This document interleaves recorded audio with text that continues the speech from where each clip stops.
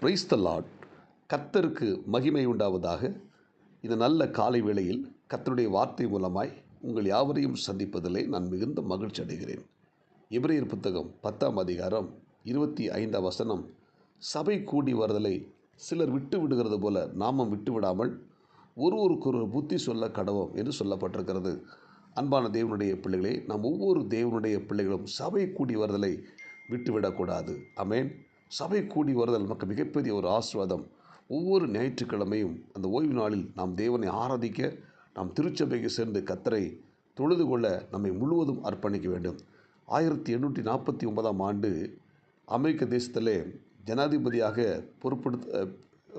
தெரிந்து கொள்ளப்பட்டவர் general Sarkari Taylor என்பவர்.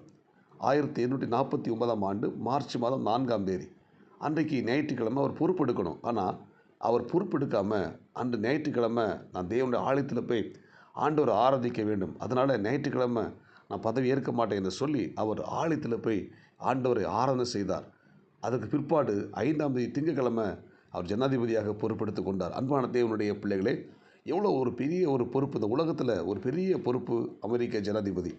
அந்த பொறுப்பை விட அதைவிட மேலானது ஞாயிற்றுக்கிழமை நான் கர்த்தரை ஆராதிக்க வேண்டும், அதுதான் எனக்கு மிக முக்கியமான பொறுப்பு என்று சொல்லி அந்த ஜனாதிபதி தன்னை ஒப்பு கொடுத்தது போல, அன்பான தேவனுடைய பிள்ளைகளே, நாம் சபை கூடி வரதை விட்டுவிடக்கூடாது. எவ்வளோ பெரிய காரியங்கள் வந்தாலும், எவ்வளோ முக்கியமான நிகழ்வுகள் அந்த நாட்கள் ஞாயிற்றுக்கிழமை வந்தாலும் நாம் என்ன செய்யணும்? அந்த ஞாயிற்றுக்கிழமை அந்த காரியங்களை உலக காரியங்களை செய்யாமல் நாம் ஆலயத்தில் போய் கர்த்தரை ஆராதிக்க நம்மை முழுவதும் ஒப்பு கொடுக்க வேண்டும். அல்லேலூயா. சங்கீதக்காரன் தாவீது சொல்லுகிறார், 1000 நாளை பார்க்கிலும் உமது பிரகாரங்களில் செல்லும் ஒரே நாள் நல்லது, ஆகாமிய கூடாரங்களில் வாசமாக இருப்பதை பார்க்கிலும் என் தேவனுடைய ஆலயத்தின் வாசல்படியில் காத்திருப்பதை தெரிந்து கொள்வேன் என்றார். அதனால் தேவன் தாவீதை அதிகமாய் உயர்த்தினார். எனவே நம் ஆகாமிய கூடாரங்களில் வாசமாக இருக்காமல் தேவனுடைய ஆலயத்தில் வாசமாக இருக்க நாம் என்ன செய்ய வேண்டும்? தெரிந்து கொள்ள வேண்டும். அல்லேலூயா. இந்த இறைவார்த்தை கேட்கிற தேவனுடைய பிள்ளைகளை இன்றைக்கு பார்த்தீங்கன்னா அநேக தேவனுடைய பிள்ளைகள் உலக காரியங்களுக்காக, உலக நிகழ்வுக்காக எத்தனையோ ஞாயிற்றுக்கிழமை விட்டு சபைக்கு வராமல் தங்களுடைய காரியங்களுக்காக புறப்பட்டு செல்கிறார்கள். எனவே இது ஒரு மேன்மையான காரியம் இல்லை. நம்முடைய ஆண்டவர் இயேசு கிறிஸ்து பார்த்திங்கன்னா ஓய்வு நாட்களில் தேவனுடைய ஆலயத்தில் போய் அவர் கலந்து கொண்டார், பிரசங்கம் பண்ணார், போதகம் பண்ணியிருக்கிறார். எனவே நாம் ஓய்வு நாளில் ஆலயத்தில் வந்து கர்த்தரை என்ன செய்யணும்? ஆராதிக்க வேண்டும். அது ரொம்ப முக்கியமான ஒரு காரியம். விஞ்ஞானமும் மருத்துவமும் சபைக்கு செல்வது நல்லது என்று ஒத்துக்கொண்டுள்ளது. டைம் பத்திரிகையில் பார்த்திங்கன்னா வெளிவந்த ஒரு அறிக்கை, அதாவது இருதய அறுவை சிகிச்சை செய்து கொண்ட நோயாளிகளில் சபைக்கு செல்லாதவர்களை விட சபைக்கு செல்லும் வழக்கம் உடையவர்களுடைய சாவு எண்ணிக்கை மிகவும் குறைவு என்று கண்டுபிடிக்கப்பட்டிருக்கிறது. சபைக்கு வாரந்தோறும் செல்லுகிறவருடைய இரத்த அழுத்தம் சபைக்கு செல்லாதவர்களின் இரத்த அழுத்தத்தை விட 5 மில்லிலிட்டர் குறைவாகவே உள்ளதாம் என்று கண்டறியப்பட்டுள்ளது. அதாவது தேவன் மேல் நம்பிக்கை வைத்து சபைக்கு வாரந்தோறும் செல்லுகிறவர்களின் மன அழுத்தம் சபைக்கு செல்லாதவர்களின் மன அழுத்தத்தை விட குறைவு என்று அந்த ஆய்வு அறிக்கை கூறுகிறது. அதனால தான் கர்த்தருடைய ஆலயத்தில் நாட்டப்பட்டவர்கள் எங்கள் தேவனுடைய ஆலயத்தின் பிரகாரங்கள் செழித்திருப்பார்கள் என்று வேதம் கூறுகிறது. சபைக்கு செல்லும்போது பார்த்திங்கன்னா தேவன் நம்மை குணமாக்குகிறார். நம்முடைய ஆவி, ஆத்துமா, சரீரத்தில் மிகப்பெரிய விடுதலை தருகிறார். இன்று அநேக கிறிஸ்தவர்கள் சபைக்கு செல்வதை பெருசாக எண்ணுவதே கிடையாது. பல வாரங்களாக சபைக்கு செல்லாவிட்டாலும் மனதில் அவர்களுக்கு வருத்தமே வருவதில்லை. ஆகவே தான் அவர்கள் பல ஆசீர்வாதங்களை இழந்து போய்விடுகின்றனர்.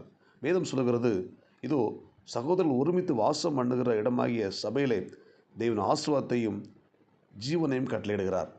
சபையிலே போதகர்கள் மூலமாக கர்த்தர் தம்முடைய வார்த்தைகளை நமக்கு கொடுக்கிறார். அவை சத்தியமான வார்த்தைகள். அவைகள் நம்மை வாழ வைக்கும், நம்மை உணர்த்தும், நாம் நடக்க வேண்டிய வழி நம்மை வழிநடத்தும். மேலும் தேவன் தம்முடைய வசனத்தை அனுப்பி நம்மை குணமாக்கவும் செய்கிறார். தேவன் தமது வீட்டின் நன்மையால் நம்மை திருப்தியாக்குகிறார். இதை அறிந்த பிசாசு தேவ ஜனங்களை சபைக்கு செல்ல முடியாதபடி தடுக்கிறான். அனைவருடைய உள்ளத்தில் மனசோர்வை கொண்டு வருகிறான். நாம் சபைக்கு செல்லாமல் தனிமையாக இருந்தால் ஆவிக்குரிய ஜீவம் குளிந்து போகும். தேவனை ஆராதிக்கிறவர்களோடு கூட சேர்ந்து நாம் ஆராதிக்கும் போது நம்முடைய ஆவிக்குரிய வாழ்வில் அனல் கொள்ள செய்யும். இரும்பு கருக்காக்கிவிடும் என்று வேதம் சொல்லுகிறது. இரும்பு இரும்பினால் கூர்மையாக்கப்படுகிறது. அவ்வாறு இரும்பு கூர்மையாக்கப்படும் போது அங்கு அனல் பறப்பதை நாம் பார்க்க முடியும். எனவே விசுவாச ஐக்கியம் நமக்கு மிகப்பெரிய ஆசீர்வாதத்தையும் ஆவிக்குரிய அனலையும் கொடுக்கும். எனவே நாம் சபை கூடி வருதலை விட்டுவிடாமல் தேவ ஆலயத்திற்கு செல்வோம். ஆவி, ஆத்துமா, சரீரம் மிகப்பெரிய ஆசீர்வாதமாக நம்முடைய வாழ்வில் மாறட்டும். அல்லேலூயா. எனவே இந்த இறைவார்த்தை கேட்கிற தேவனுடைய பிள்ளையை நாம் சபை கூடி வரல விட்டு விடாமல் நாம் திருச்சபையில் போய் கர்த்தரை ஆராதிப்போம். எவ்வளவு முக்கியமான நிகழ்வுகள் ஞாயிற்றுக்கிழமை வந்தாலும் அதெல்லாம் நம்ம விட்டுட்டு நமக்கு அதைவிட மிக முக்கியமான பொறுப்பு ஆலயத்தில் போய் கர்த்தரை ஆராதிப்பது என்பதை நாம் புரிந்து கொண்டு நாம் ஒவ்வொரு தேவனுடைய பிள்ளைகளும் ஆலயத்தில் போய் கர்த்தரை ஆராதிப்போம், ஆசீர்வாதத்தை பெறுவோம், பெரிய காரியங்களை நம்முடைய வாழ்க்கையில் பெற்றுக்கொள்வோம். ஜெபிப்போமா? பரலோக தேவனே, இந்த காலை வேளை இறைவார்த்தை கேட்ட ஒவ்வொரு தேவனுடைய பிள்ளைகளுக்காக நான் ஜெபிக்கிறேன். ஆண்டவரே, இந்த இறைவார்த்தை கேட்ட ஒவ்வொரு தேவனுடைய பிள்ளைகளும் ஆண்டவரே சபை கூடி வரலை விட்டு விடாமல் ஆலயத்தில் போய் கர்த்தரை ஆராதிக்க தொழுது கொள்ள ஆண்டவரை நீங்கள் உதவி செய்கிறார்கள். இந்த இறைவார்த்தை கேட்கிற தேவனுடைய பிள்ளை எல்லாரும் ஆண்டவரே திருச்சபையில் போய் ஆண்டவரை ஆராதிக்க உதவி செய்கிறாங்க. ஆண்டவரை தடை எல்லாவற்றையும் மாற்றுங்க. ஆண்டவர் நெடு நாட்களாக சபைக்கு போகாமல் இருக்கிற பிள்ளைகள் திருச்சபைக்கு போய் கர்த்தரை ஆராதிக்கணும். எல்லா கட்டுகள் நீக்கட்டும். நாங்கள் விசுவாசமாக ஜெபிக்கிறோம். இறைவார்த்தை கேட்கிற எல்லாரையும் ஆஸ்வதிங்க. இந்த நாளுக்குரிய கிருபை கொடுங்க.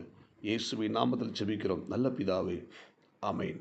God bless you. உங்களை யாவரையும் கர்த்தர் ஆஸ்வதிப்பாராக. இந்த நாள் உங்களுக்கு இனிமையாய் அமையட்டும். ஆமென்.